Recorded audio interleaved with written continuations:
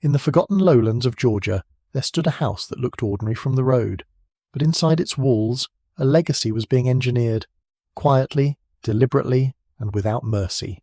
What happened at Ironwood Plantation was not an accident of history. It was a decision, a calculated act that turned blood into property and family into secrets. In 1852, the air over Burke County hung heavy with heat and illusion. From a distance, Ironwood Plantation looked like a portrait of southern success. 2,000 acres of cotton rolling toward the horizon, a white-columned mansion lifted above the fields like a declaration of power. Travellers passing on the dusty road saw symmetry, order and prosperity. They did not see the man standing on the upper veranda, gripping the railing as if trying to hold time still.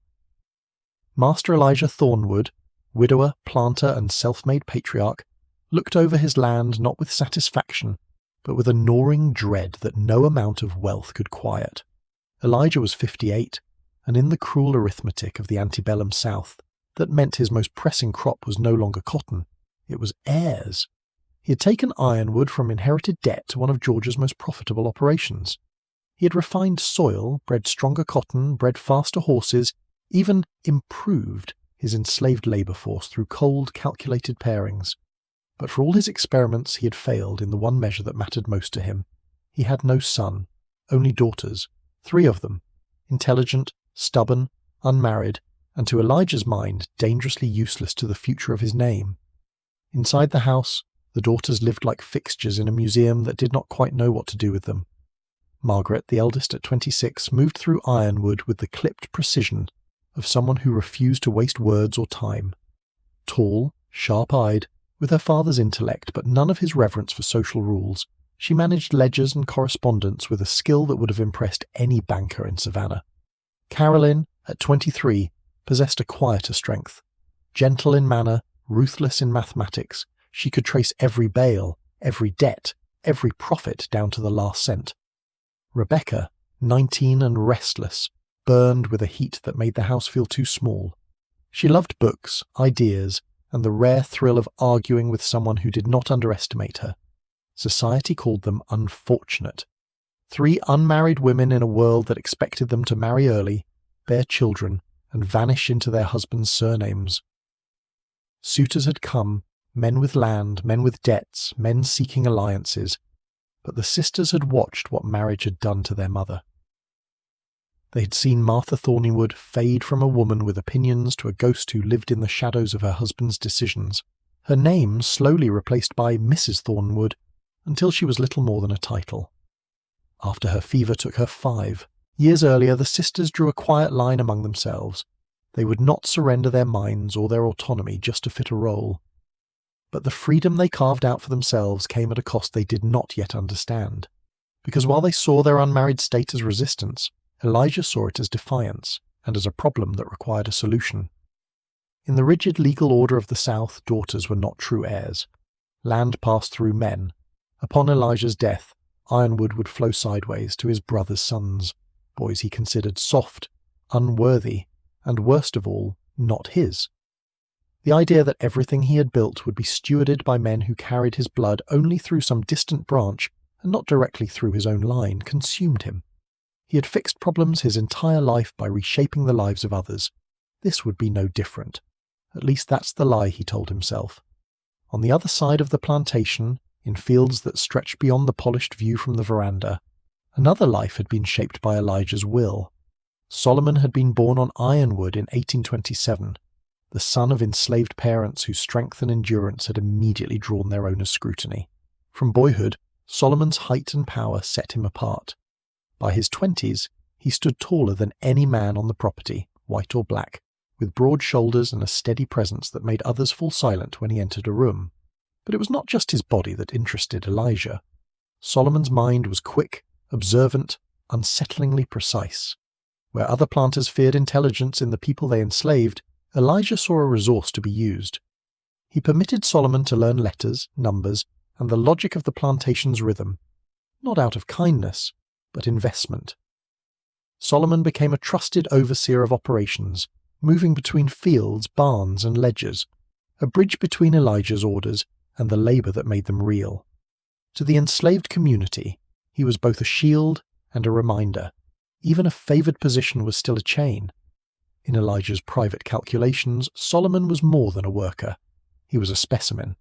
Years of quietly pairing people based on strength, endurance, or temperament had convinced Elijah that human lives could be managed like livestock, engineered for desired traits. It was a belief as chilling as it was common in the hidden conversations of slaveholders, but Elijah was willing to take it one step further than most. Standing on the veranda, watching his unmarried daughters move across the yard like pieces on a board, he felt the parts of his design click into place. The conversation that followed would mark the moment the Thornwood daughters stopped seeing their father as merely strict and started seeing him as something else, a man who would weaponize even the most intimate parts of their lives for the sake of his own name. He called them into his study on a spring afternoon, when the light slanted low and the air felt thick with storm. The room smelled of pipe smoke, leather, and old paper. Elijah did not sit behind his desk. He stood in front of it as though delivering a verdict. Margaret noticed his posture immediately. He was not inviting debate. He was announcing a decision. "You are all three in your prime childbearing years," he began, wasting no time on pretense. "You have refused the suitors presented to you. I've listened to your reasons, and I have allowed your preferences longer than most fathers would. But my obligation to this family does not end where your comfort begins." Margaret folded her arms. "You have nephews," she replied. "Your brother's sons are not my sons," Elijah snapped, the first fracture in his composed voice. "They are Thornwoods in name, not in blood through you. Ironwood was built by these hands. It will not be carried forward by men who had the good fortune simply to be born male." The silence that followed was taut as wire. Caroline's heart hammered in her chest. Rebecca stared at the rug pattern, tracing it with her eyes as if there might be an escape route hidden in the weave. Elijah took a slow breath, recapturing his composure. "I have found a solution," he said, "one that preserves your unmarried state while ensuring my bloodline continues." His eyes, cold and clinical, moved from daughter to daughter. "You will each bear me grandchildren. The father of these children will be Solomon." For a moment the words did not make sense. They hung in the air as sounds without meaning, like a foreign language. Then understanding hit in a wave. Caroline's voice broke first. "You cannot be serious," she whispered.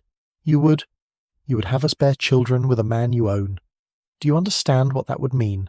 For us, for him, for this family." "There will be no scandal," Elijah replied, as if he were discussing a new planting schedule. "You will take extended stays at our coastal property, sea air, health. Such things are expected for ladies of your standing. You will deliver there, attended by trusted hands. The children will be brought back and raised among the enslaved at Ironwood. Their true parentage will be known only to us." Margaret stepped forward, outrage cutting through her usual restraint. "And for what purpose? Children who cannot carry your name, who will be recorded as property. What legacy do you imagine that is?" Elijah's reply revealed exactly how far removed his thinking had become from any recognizable morality. "They will carry my blood," he said simply. "That is the legacy. They will be superior. Your minds, Solomon's strength, his discipline. I will train them in secret. They will manage Ironwood from within, loyal to me in ways no son-in-law ever could. They will be my creation, my dynasty." Rebecca's throat tightened. "You speak of people as if you're designing a new line of horses," she said, voice low and shaking. "We're your daughters. Solomon is a man. These would be children, not experiments." "I am offering you a compromise," Elijah said, letting the word offering hang in the air like a mockery. "You wish to avoid marriage? Very well.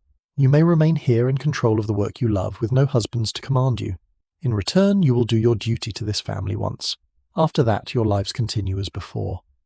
"And if we refuse?" Margaret asked, though she already sensed the answer unfurling like a shadow. Elijah did not hesitate. "Then I will secure marriages for each of you within the year. You know I have the legal right. You will become the property of men I choose. They will expect children. They will not care how your independence fares under their roofs." He paused, letting the weight of his words settle. "You may give me grandchildren under my protection, or under theirs, but you will give them." The choice was no choice at all, and everyone in the room knew it. In the month that followed, resistance wore thin under the grinding pressure of isolation and threat. The sisters had no mother to intervene, no trustworthy relatives who would defy Elijah, no court that would recognize their wishes over his rights. Outside Ironwood's boundaries, the law was not on their side. Inside, the law was Elijah himself. On the other side of the plantation, Solomon received his own invitation into the plan. Elijah summoned him to the office at dusk, when the field still radiated heat but the sky had begun to cool.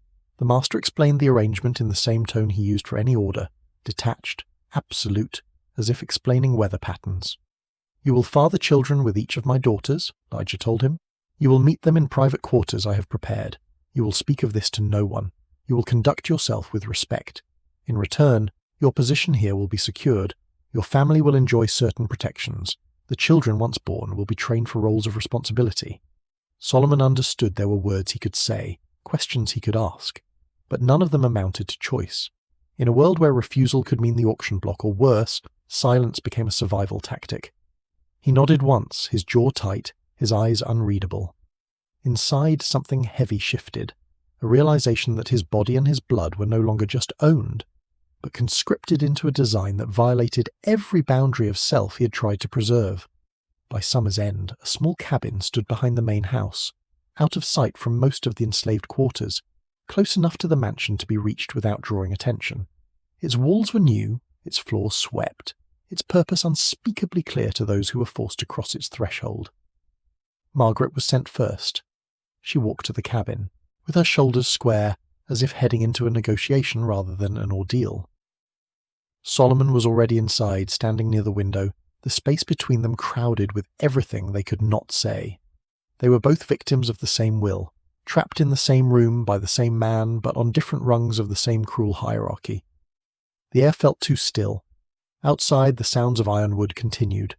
Night insects, distant voices, the creak of wood, oblivious to the line that was being crossed within. What happened in that cabin over the following months was never recorded in detail. Margaret, in the encrypted journal she would later keep, did not describe scenes. She described consequences, missed cycles, nausea, a tightening dress, the first time she felt a movement from within, and nearly dropped the ledger she was holding. She described the silence that grew between her and Solomon in the open spaces of the plantation, the strict, deliberate refusal to meet each other's eyes, as if acknowledgement would make their shared predicament heavier than it already was. Within weeks, Caroline was ordered to the cabin as well, bearing the same threat of marriage if she refused. Rebecca held out the longest, arguing, pleading, raging, in ways her sisters had never seen from her. But in a world that recognized no legal rights for daughters against their father, even rage had its limits. Eventually she too was sent down the quiet path behind the main house. By spring of 1853, all three Thorntonwood daughters were carrying the consequences of their father's decision. Their departures from Ironwood were framed as concern for delicate health. Neighbours nodded in understanding when they heard the Thornwood girls had gone to the coast for rest. It fit neatly into the narrative of southern womanhood. Fragile, sensitive, prone to fainting spells and nervous conditions. The lie worked because it did not sound like a lie. It sounded like every other story people already believed. At the coastal property, far from watchful plantation society, the true story continued in quiet rooms with shuttered windows. Enslaved midwives attended to the births, sworn to silence through a mix of threats and loyalty to the women they served. Margaret delivered first, in the winter, a son with eyes that held a familiar sharpness. Caroline followed with a daughter in the spring. Rebecca bore twins in the summer, the strain etching lines into her face that would never fully fade. The children were given names, Thomas, Sarah, Daniel, Isaac, but never the Thornwood surname. On paper, they were nothing more than new entries in a slave inventory. Male child, female child, property of Ironwood. In reality, they were something the South had never wanted to admit existed so openly. The blood of master, daughters, and enslaved man tangled together in one body. When the infants were carried back to Ironwood and placed among the enslaved children, the community did not need the truth spoken aloud. Faces carried evidence more honest than any record book ever would. The children's features, their colouring, their uncanny resemblance to the very women who now passed them in the yard with forced neutrality, none of it could be hidden. Elijah called it success. He saw the children housed in slightly better quarters, fed slightly better food, dressed with a care that set them apart just enough to mark them as special without revealing why. And as they grew, he watched them with a scientist's fascination, already planning what their futures would be, long before they were old enough to understand how they had come into the world. The Thorneywood daughters, however, understood all too well, and as they watched their secret children grow in the space between privilege and bondage, their father's solution began to feel less like a compromise and more like a curse, one that would require its own reckoning. Ironwood Plantation changed after the children returned, not in loud, dramatic ways, but in small shifts that only those who lived there could feel. The mansion's halls grew quieter, the daughters' eyes more guarded, and Elijah Thornwood walked the grounds with the restless energy of a man who believed greatness was taking shape beneath his feet. To him, Thomas, Sarah, Daniel, and Isaac were not simply children. They were his creation, proof of a legacy he believed only he was visionary enough, powerful enough, ruthless enough to forge. But legacies built in darkness cast long shadows, and the shadows at Ironwood were beginning to move. The children grew quickly, faster, it seemed, than others their age. Thomas, Margaret's son, had his father's imposing stature even at 6, and his mother's analytical stare. Sarah, Caroline's daughter, learned numbers before she learned to braid her own hair. The twins, Daniel and Isaac, climbed trees with the same intensity with which they studied the plantation's tools and mechanisms, their minds constantly pulling apart and reassembling the world around them. Elijah watched them with pride disguised as purpose. He tutored them in secret, calling them to the house under the guise of chores. Behind closed doors, he taught them to read, to write, to calculate yields and predict weather, instructing them in the very knowledge he denied to the rest of the enslaved population. To anyone who might ask, the children were simply promising young workers being trained for skilled labour. But everyone at Ironwood understood. These children mattered differently. They moved through the plantation like living contradictions, privileged yet powerless, educated yet enslaved, connected to the family that owned them in ways too dangerous to speak aloud.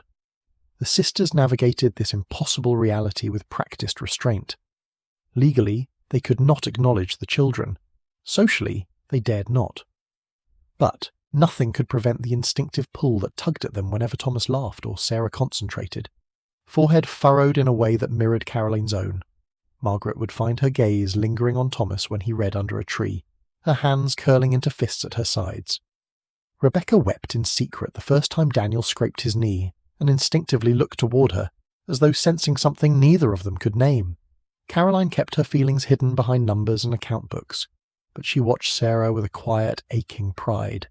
The daughter she could not hold walked the same halls she once played in, learning from the same books, absorbing the same skills. The bond between them was unspoken but unmistakable. Only Elijah saw the children as tools, instruments to be sharpened, assets to be perfected. By 1855 he judged the experiment a success, and that was when he demanded more. The demand came just as the air began to shift from summer's heat into autumn's cooler breath. The sisters were in the dining room reviewing purchase orders when Elijah entered, his steps brisk, his eyes sharp with a familiar unsettling focus. "It is time to continue our work," he announced. The sisters froze, every calculation in their minds grinding to a halt. Margaret spoke first, her voice slow and deadly calm. "You cannot mean what we think you mean." "I do," Elijah replied without hesitation. "The children have met every expectation I set. Their development proves the strength of the design. We will begin a second generation." The words struck like a physical blow. Caroline's chair scraped sharply against the floor as she stood. "Absolutely not," Rebecca's voice cracked. "We will not endure that again." Elijah looked at them as though they were being unreasonable children rather than grown women. "You misunderstand. This is not suffering. This is purpose. You have tasted independence under my protection. You will continue to enjoy it if you honor your obligations." Margaret did not raise her voice. She did not need to. "If you attempt to force this again, we will expose everything." The room stilled. Even Elijah hesitated. "And who," he asked slowly, "would believe you over me?" "Everyone," Margaret said, "because we will not whisper it. We will shout it. To the church, to the newspapers, to every family in Burke County. You think scandal would ruin us. It would ruin you. Ironwood's reputation would collapse. Your position in society would evaporate, and every man you respect would know the truth, that your so-called legacy was built on coercion. Caroline stepped forward. We will be ruined socially, but you will be ruined utterly. Rebecca added, and we are not afraid anymore. For the first time, Elijah Thornwood saw something in his daughters that unsettled him. Not rebellion, he had seen that before, but resolve. They were no longer young women trying to negotiate with him, they were survivors who had drawn a line. The standoff lasted for months. Elijah threatened marriage. They countered that they would tell every potential suitor the truth, ensuring no man would ever consent to such an arrangement. He locked them out of the study. They responded by intercepting letters and speaking privately with trusted neighbours. Ironwood's operations began to feel the strain. Workers sensed tension in the house. Overseers whispered. Even the children noticed the way Elijah paced the veranda at dusk, as though fighting with ghosts only he could see. By winter, the patriarch understood he was outmatched, not in power, but in risk. The daughters had nothing left to lose. He had everything, so he yielded. The breeding arrangement ended, but in Elijah's mind the children remained the future. He doubled their lessons. He grew more possessive of them, more determined to mould them, more obsessed with the vision he could no longer act upon. The sisters watched with dread, knowing their father's obsession had not died, only changed shape. Meanwhile, the world outside Ironwood was shifting. In 1861, war erupted. At first, life at Ironwood changed little. Cotton was still picked, ledgers still filled, the mansion remained bright with candlelight each winter evening, but news travelled, even to the enslaved quarters, and whispers grew. Freedom was a word spoken carefully, with hope buried inside it like a seed waiting for rain. By 1863, that seed began to sprout. Rumours of the Emancipation Proclamation reached even the most isolated plantations. Enslaved men left in the night to join Union lines. Anxiety grew among white planters who feared uprisings, raids, or abandonment. Elijah refused to believe Ironwood could fall.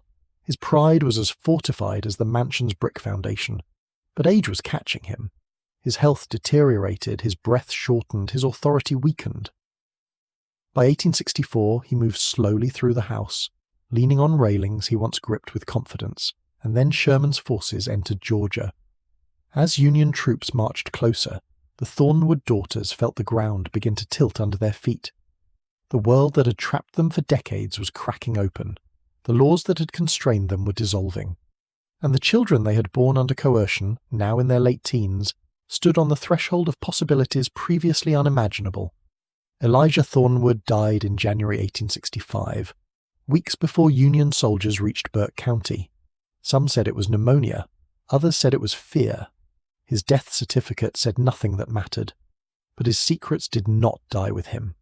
When Union troops arrived at Ironwood in March, blue uniforms cutting across the fields that once bowed under Elijah's gaze, the proclamation was announced clearly, unmistakably, and aloud. All enslaved people, here are forever free. Across the yard, Thomas lifted his head. Sarah gripped the railing of a porch she had been forbidden to climb freely. The twins stood side by side, breaths held, the world shifting under their feet like a river changing course.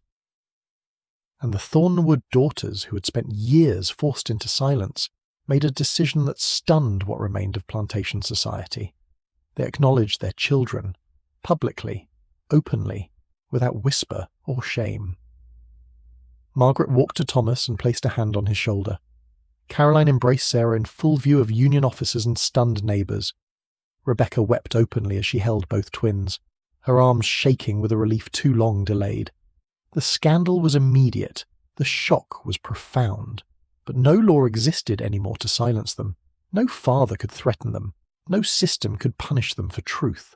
Solomon also stepped forward, for the first time claiming the children he had been forbidden to protect. The years had aged him, grief and endurance carving deep lines into his face, but his voice was steady when he said their names as their father. Freedom did not erase the scars of their origins, but it gave them the power to shape their own futures, and each chose a different path. Thomas remained near Ironwood, buying land and carving out a life built on skill, not secrecy. Sarah moved north, finding opportunity in a world that valued her mind more than her ancestry.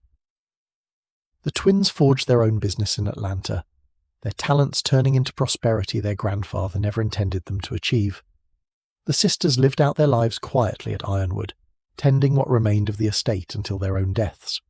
Margaret left behind journals, encrypted, meticulous, uncompromising, that documented everything. She instructed her children to seal them for half a century. When the journals were opened in 1943, the truth finally entered the light. Historians were stunned. Families were shaken. Bloodlines were rewritten. And in the 2000s, DNA confirmed what the journals had confessed. The Thornwood-Solomon descendants were real, numerous, and living proof that the South's obsession with racial purity had always been a lie built atop another lie. In 2015, more than 200 descendants gathered at the remnants of Ironwood Plantation, black and white, northern and southern, strangers connected by blood and history. They stood together in front of a plaque acknowledging the truth Elijah Thornwood tried to engineer, control, and hide. He had wanted a dynasty. He created a reckoning, a legacy built on coercion, broken by emancipation, and rewritten by the strength of those who survived it. History remembered Elijah as a man of cruelty masked as vision. But his descendants remembered something else, that even in the darkest systems some truths refuse to remain buried, and some legacies rewrite themselves, whether their architect intended it or not.